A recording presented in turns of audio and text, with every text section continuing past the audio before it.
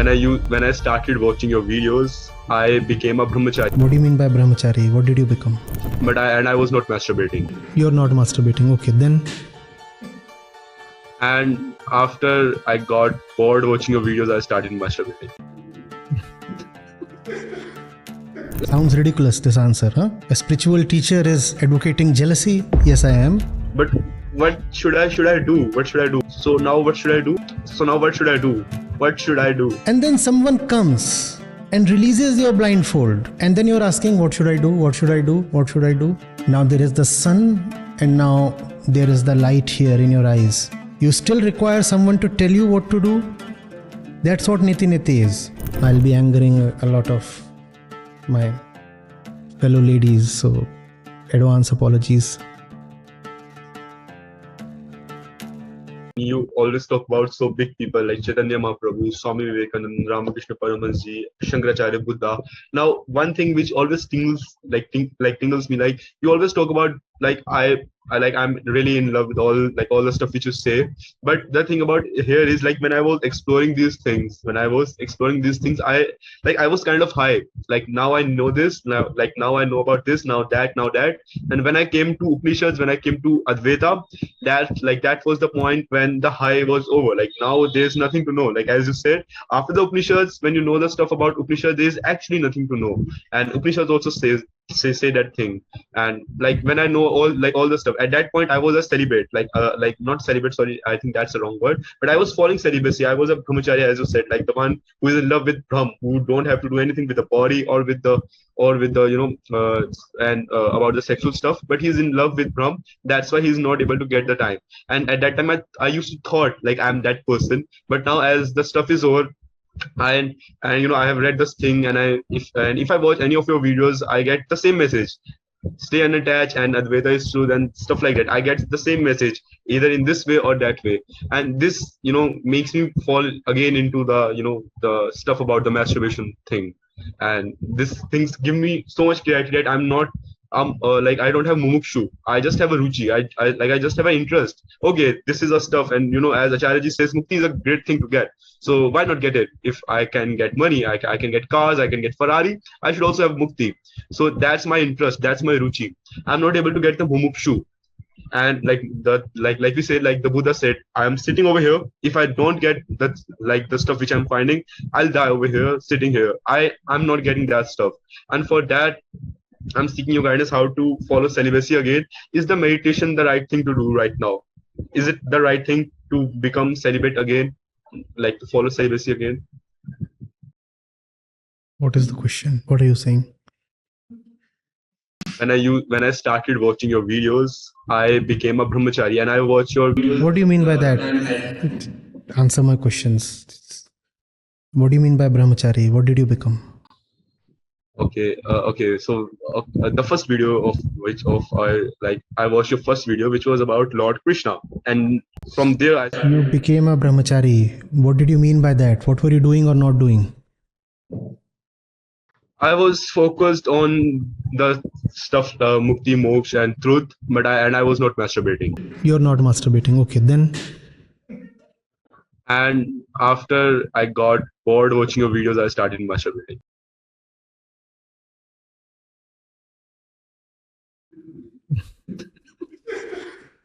Like this is the simplest way I can put it out. Sorry for that. No. I'm not talking about a day. If I watched your videos in the morning and in the evening I masturbate, not like that. Like for a long period of time, like for several months, you can say several months are appropriate.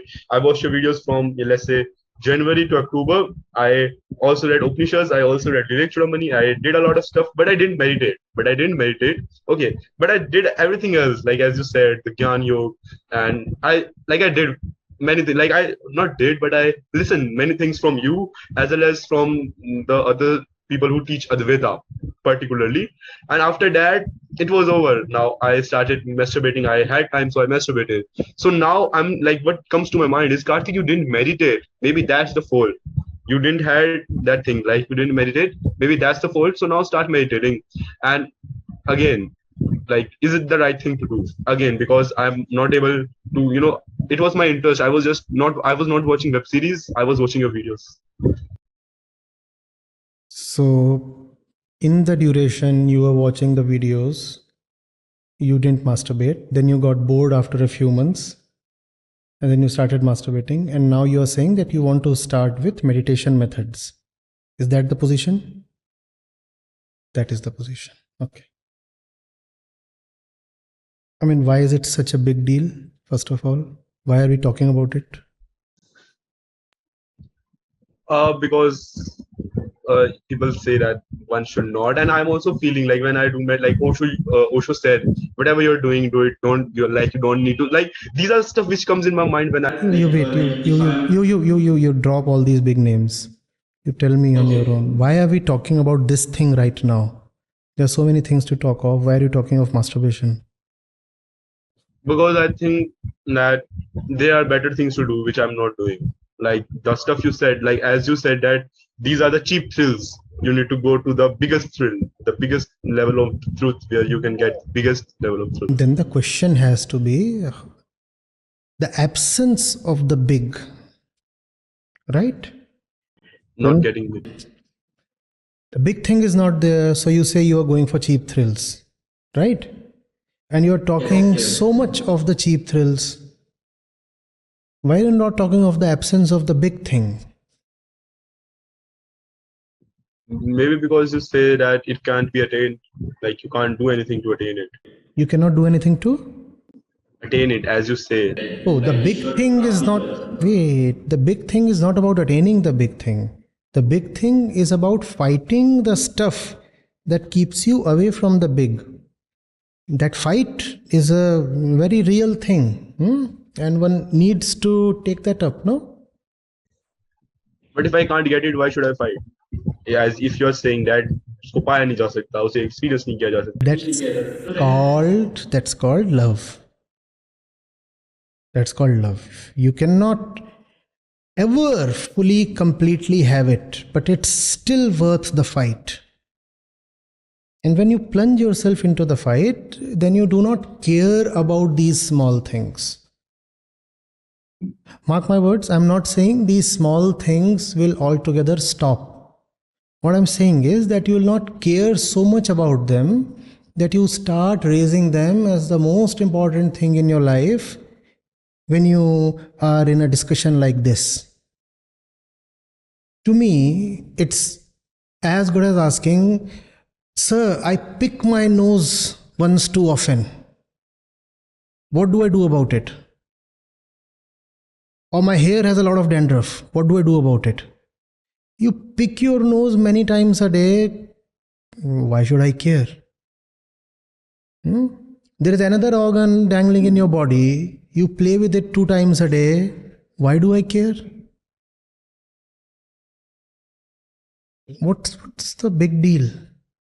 The thing is, when you are in the right endeavor, then such things stop mattering to you. And I said stop mattering. I didn't say such things stop. They will continue because you have a chimpanzee's body. And we very well know that monkeys do masturbate. There are many species who do that. So that's there in your biological self. And it will take quite a while before you are freed of your biological self. Till that time, you will continue to behave like the monkey. And masturbating is a part of being the monkey. Are you getting it? So you will stop caring. And when you stop caring, you often find that you also stop caring to do it. When you stop caring for masturbation as if it's such a huge thing, then often it happens that you also stop caring to masturbate.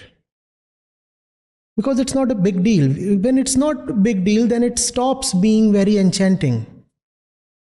Why do you go towards that activity of masturbation? Because there is a certain attraction, a charm in it, right?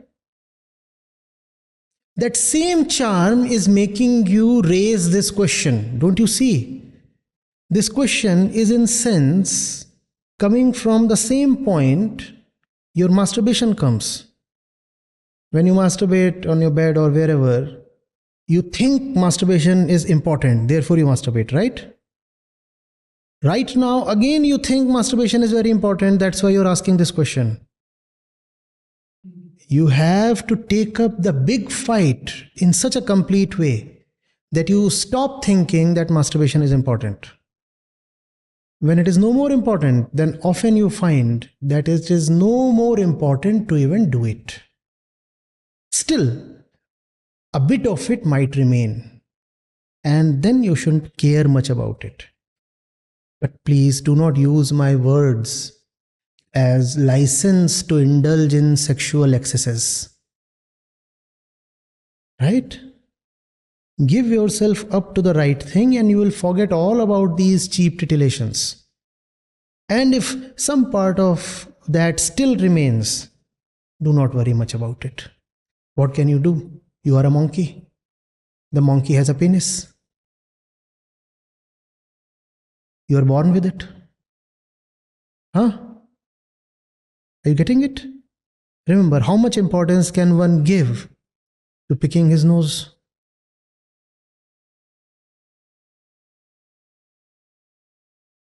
Yes? One last question, maybe you can answer this together, like two last questions, maybe you can answer these together. I hope that I'm audible. The first question is, as you said, it's about love. You are not in love, that's why you are doing, like, you're asking about masturbation, not about the truth. That's why you even need to meditate to, get to the truth. If you are in love, then that love is even enough. That's what you said. So if someone doesn't have love, then what can he do? Like, as you said, like, from whatever we talked, like, I'm thinking maybe I don't have love, so now what should I do? And the second question is, as like, I'm not like, as you talk about big personalities like Chaitanya Mahaprabhu, Swami Vivekanand. So my question is that those big personalities suggested some methods. Like, one of them says to do the bhajan, to take God's name, and one of them one of them even opened up the whole stuff about yoga, bhakti yoga, karma yoga, jnana yoga, and this and that, everything. So, and they also prescribed many methods, like, do this, do this. I'm talking about someone, and I'm pretty sure that you can know, like, whom I'm talking about. So why don't you talk about those things which they say, like, as they say, chant God's name, or they say do meditation, like someone said, I'm not taking the name. And how can I fall in love if if I'm not, as you say, like, if because I'm talking about masturbation, that's why I don't have love. I mean, like, masturbation is more important. What again is the question? What should someone do if he doesn't have love? First thing, keep it short. Love is lost in the vast spread of trivia. So keep it short. What can someone do if he doesn't have love? Suffer? That's a good thing to begin with. Go to people who know love and burn in jealousy. See what you are missing out on.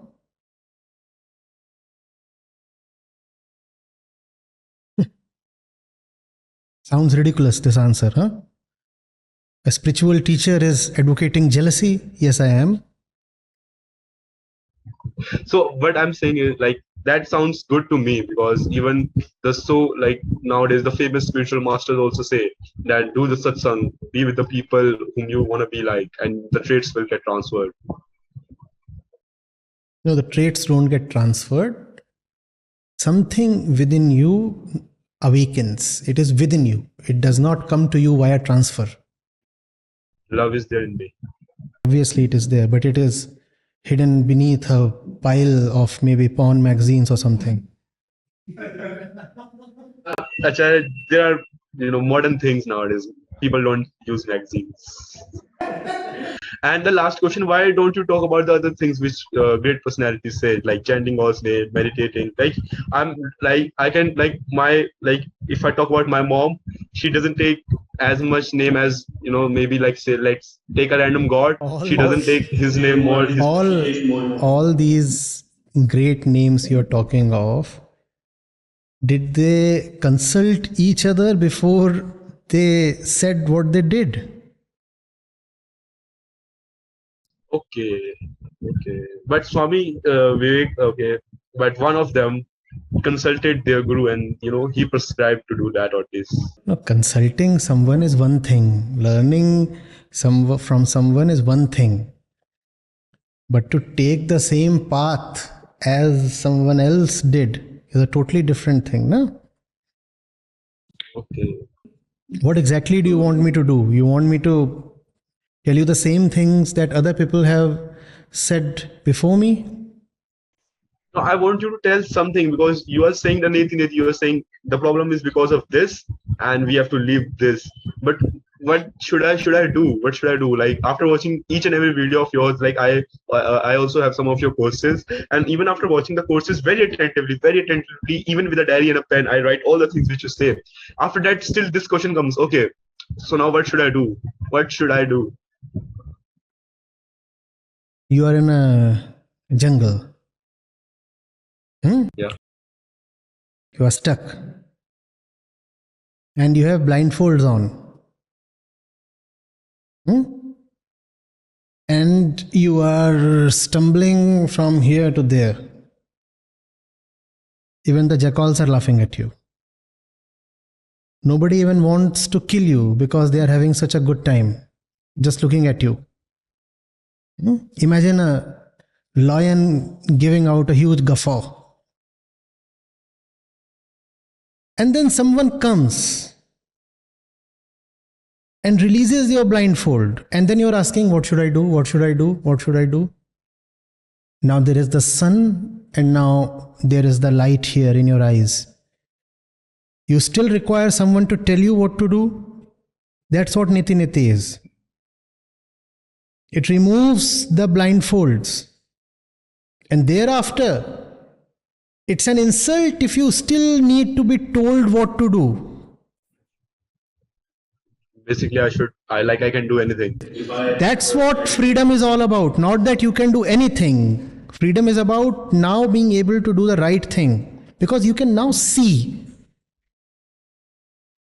Vedanta does not impose itself upon you. It leaves you free. It does not even ask you to carry Vedanta with yourself. Vedanta says, be liberated and forget everything, including Vedanta. Be liberated. That's all. But you're asking, what will I do after liberation? What will I do after I gain eyesight? You decide what you will do. Why should somebody interfere? Vedanta is height of liberalism. You decide.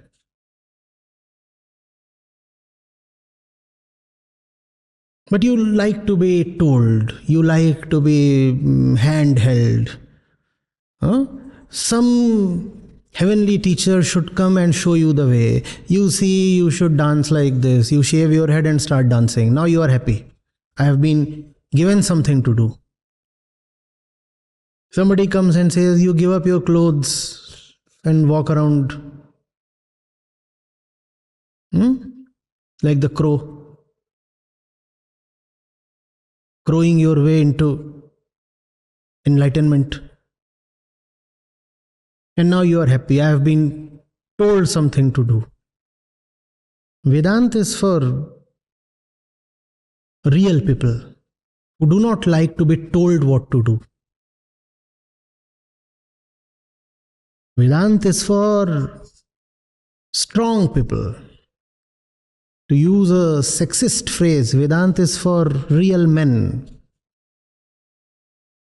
And all the other so-called spiritual thrills are for boys. Vedanta is only for the men. Now, I'll be angering a lot of my fellow ladies, so advance apologies. When I say men, I refer to Purush, pure consciousness, and that pure consciousness is potentially there in women as well. So when I say Vedanta is for men, I've actually said Vedanta is for real men and real women. I cringe. Why do I have to explain every time? It's as if I'm apologizing. You cannot understand my vocabulary, and I have to go on offering an explanation every time. So this is the last time. After this, I won't. Thank you so much.